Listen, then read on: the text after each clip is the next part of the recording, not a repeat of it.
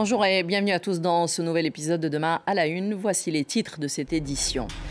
Un 1er mai historique, c'est la promesse des syndicats en France qui appelle à une ultime mobilisation contre la réforme des retraites. Le texte a été promulgué par le président Emmanuel Macron, mais la colère sociale ne baisse pas. Plus d'explications avec mes invités dans quelques instants. Les célébrations du 1er mai, justement, sont annulées cette année en Russie. La cause, un risque terroriste selon les autorités russes. En attendant, la guerre en Ukraine continue et la Chine tente de jouer les médiateurs. Mais est-ce que Pékin a des chances de réussir là où les Occidentaux ont échoué jusqu'ici? C'est ce que nous allons voir en deuxième partie de cette émission. Bienvenue à tous. C'est une mobilisation record qui est attendue le 1er mai en France à l'occasion de la fête du travail. On parle de 500 à 600 000 manifestants en France, dont 100 000 attendus rien qu'à Paris. Les organisations syndicales ont en effet appelé à une ultime mobilisation, une ultime journée de mobilisation afin de demander le retrait de la réforme des retraites qui a été promulguée par le président de la République après validation du Conseil constitutionnel. J'ai le plaisir d'avoir avec moi pour cette première partie Valérie Gasse, chef de service politique RFI. Bonjour Valérie, merci d'être avec nous. Et Pierre Rouxel, qui est enseignant, chercheur et maître de conférences en sciences politiques. Bonjour et merci d'être avec nous. Alors, je vais commencer tout d'abord avec vous, Valérie. Il y a eu 12 journées de manifestation contre la réforme des retraites. Aujourd'hui, les organisations syndicales appellent à un 1er mai historique, comme je disais tout à l'heure. C'est la première fois que tous les syndicats vont défiler ou s'apprêtent à défiler, à manifester un 1er mai? Oui, c'est l'effet réforme des retraites. Le gouvernement a eu face à lui une intersyndicale et pas des syndicats en ordre dispersé. Et c'est vrai que c'est assez significatif ce mouvement. Ils ont réussi à avoir une stratégie commune, une organisation commune. Et on voyait à chaque journée, vous avez dit, il y en a eu 12. Les syndicats, après les manifestations, se réunissaient, les intersyndicales entre elles, et ils sortaient tous unis pour annoncer la prochaine journée de grève. C'est vraiment quelque chose d'assez inhabituel. On a eu l'habitude de voir la CGT qui représente la ligne un peu dure de confrontation, la CFDT qui était sur une ligne plus souple de négociation. On appelle la CFDT le syndicat réformiste. On a peu vu dans des défilés Laurent Berger et Philippe Martinez, la CFDT et la CGT en tête de cortège ensemble. Et là, ça s'est produit dans cette mobilisation contre la réforme des retraites. C'est vrai que c'est assez inhabituel, mais ce qui a permis cette union, c'est le report de l'âge légal à 64 ans. Tous les syndicats ont été d'accord pour dire non. La précédente réforme, c'était présentée par Emmanuel Macron en 2019. Eh bien, c'était un système universel par points. Laurent Berger de la CFDT la soutenait, mais là, ils ont tous été unis contre, et le gouvernement n'a pas réussi à diviser ce front syndical. Et on va donc avoir un défilé du 1er mai avec la CFDT qui défilera auprès des autres, ce qui est, c'est vrai, assez inhabituel.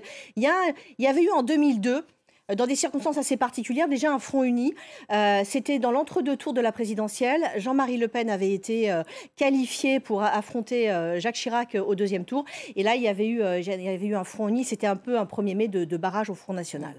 Alors, Pierre Rouxel, le renseignement territorial, lui aussi, parle d'une journée sans précédent. On parle effectivement de cette grande mobilisation syndicale, et surtout une grande contestation contre le gouvernement.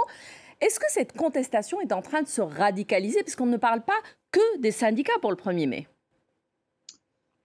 Alors, en train de se radicaliser, je ne sais pas. Il y a déjà eu une montée en tension d'une certaine manière après le recours au 49.3. Donc, est-ce qu'on est dans un nouveau cran? L'avenir le dira. Moi, il me semble en tout cas que ce que l'on peut dire, c'est que depuis la promulgation de la loi, on est assez clairement entré dans une nouvelle phase de la mobilisation. On a des manifestations qui se poursuivent. Le 1er mai s'annonce assez suivi. Des grèves également. Je tiens à souligner que dans des secteurs comme l'aérien, on va avoir la plus forte journée de mobilisation depuis le début du mouvement.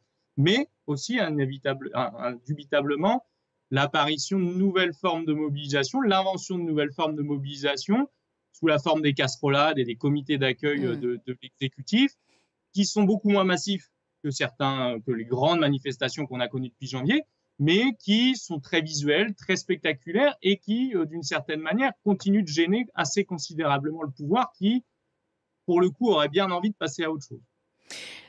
Valérie, la réforme a été promulguée par le président, comme on disait tout à l'heure. Juridiquement parlant, est-ce qu'il peut encore faire marche arrière, parce que c'est un peu ce qu'on attend de lui, ou est-ce qu'il s'agit aujourd'hui, même avec ce 1er mai, d'un dernier barreau d'honneur fait par les syndicats?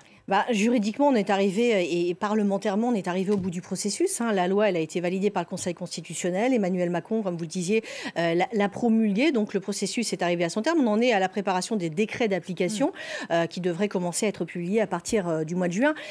Après, revenir en arrière sur cette loi-là, elle devrait entrer en application. Mais on a un exemple que les opposants à la réforme des retraites ont souvent utilisé, c'est celui du CPE, le contrat première embauche en 2006, où Jacques Chirac, le projet de loi avait provoqué là aussi des contestations populaires importantes.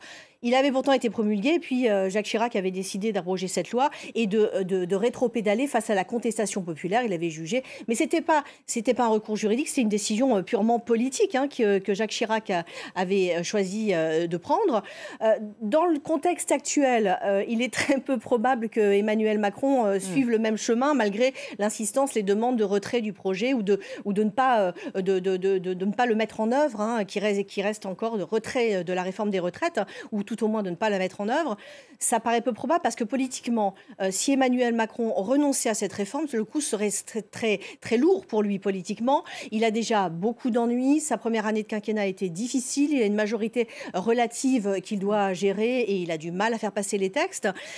Donc, renoncer à la réforme des retraites, ça voudrait dire, pour les 4 ans qui restent, j'entérine le fait que je ne peux plus réformer et je me résous à la paralysie. C'est pas le projet, a priori. Et c'est pas le profil d'Emmanuel Macron. On ne peut jamais dire jamais en politique, mais ce qu'ils espèrent du côté du gouvernement, c'est que ce 1er mai, ce sera une espèce de baroud d'honneur, ou en tout cas que ce sera le point de bascule pour passer à encore une nouvelle étape, où peut-être les manifestations finiront par s'arrêter petit à petit, et puis avec un espoir, c'est peut-être que la CFDT revienne du côté des négociations avec le gouvernement.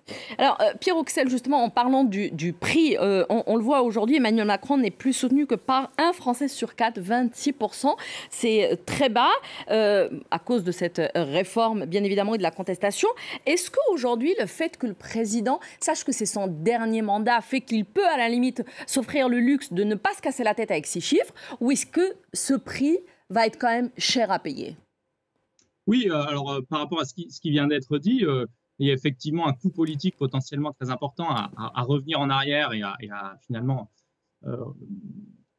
accéder aux revendications des organisations syndicales de retirer la réforme et notamment la question de l'âge égal, mais il y a aussi un coût politique très important à la maintenir. C'est-à-dire que on est dans une situation finalement de blocage assez inédite de ce point de vue, une crise qui n'est plus seulement sociale, mais qui est très clairement politique et démocratique aujourd'hui, dans lequel on voit assez mal les sorties politiques qui sont possibles aujourd'hui pour l'exécutif.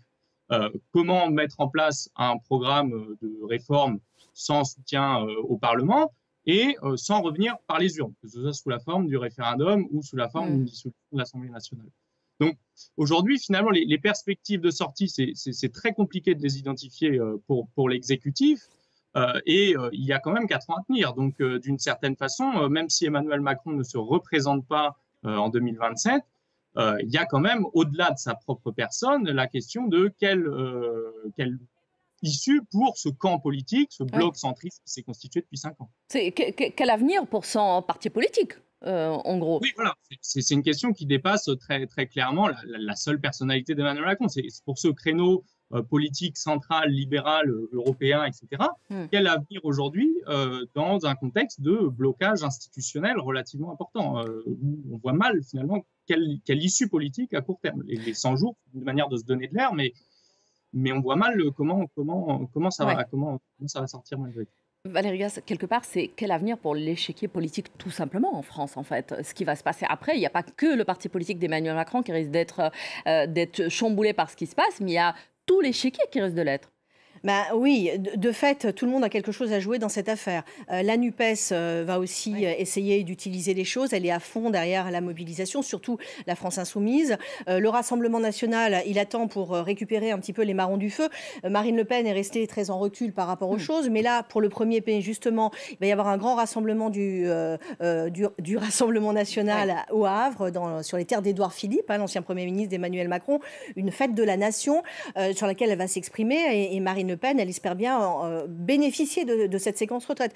Et puis, bien sûr, il y a la majorité. Et Emmanuel Macron, comme M. Roussel l'a bien rappelé, il est dans une situation inextricable. S'il recule, c'est la paralysie. Et s'il continue, ça peut être aussi la paralysie. Oui, d'autant que l'allié potentiel, à savoir les Républicains, c'est toujours très compliqué à l'Assemblée nationale. Rien n'est joué. On voit bien qu'ils ont décidé de reporter l'examen d'un autre projet de loi très contesté, le projet de loi immigration, parce qu'il n'y a pas de majorité, parce qu'Elisabeth Borne a fait le constat que ça ne passerait pas et que ça risquait de rediviser le pays sur d'autres thèmes. Donc oui, là, le 1er mai, tout le monde l'attendait un petit peu comme le point de transition. Oui, ça peut marquer une nouvelle étape. Ça marquera de toute manière une nouvelle étape. Savoir dans quel sens ça va aller, c'est pas évident. Je partage le constat qu'en effet, la situation politique est inextricable pour le président de la République et que sur le terrain, moi je l'ai suivi encore ces derniers jours sur le terrain, c'est vraiment alors les casserolades, mais il est obligé de se déplacer avec des périmètres de sécurité autour de lui. C'est vraiment très compliqué et même s'il veut continuer à le faire, même s'il s'est donné 100 jours pour poursuivre, comme un petit délai de convalescence, a dit la Première ministre, en tout cas. C'est très compliqué sur le terrain. Alors, Pierre Roussel, on a 30 secondes, mais est-ce que vous êtes aussi d'accord qu'effectivement, pour le gouvernement et pour le parti d'Emmanuel Macron, c'est compliqué de toutes les manières, qu'on recule ou qu'on continue? Oui, et si je peux rajouter une pièce à l'équation, c'est qu'aujourd'hui, les organisations syndicales, alors on parle peut-être de la fracturation de cette unité syndicale, il ne faut pas oublier que les organisations syndicales, autant qu'elles sont, n'ont aucune envie de servir de pompiers au gouvernement aujourd'hui et qu'il y a un bilan social qui est très négatif au-delà de la question des retraites pour le macronisme aujourd'hui. Que ce soit sur la diminution des droits syndicaux, sur l'assurance chômage, sur la question des retraites. Et d'une certaine manière, les organisations syndicales, toutes réformistes qu'elles soient, elles vont aussi vouloir présenter la facture à ce gouvernement. Merci beaucoup Pierre Roussel, maître de conférence en sciences politiques. Merci d'avoir été avec nous. Et merci Valérie Gasse, chef de service politique à RFI. Merci aussi. Merci à vous tous de nous avoir suivis pour cette première partie. On revient juste après le bulletin d'information pour la deuxième partie de Demain à la Une. À tout de suite.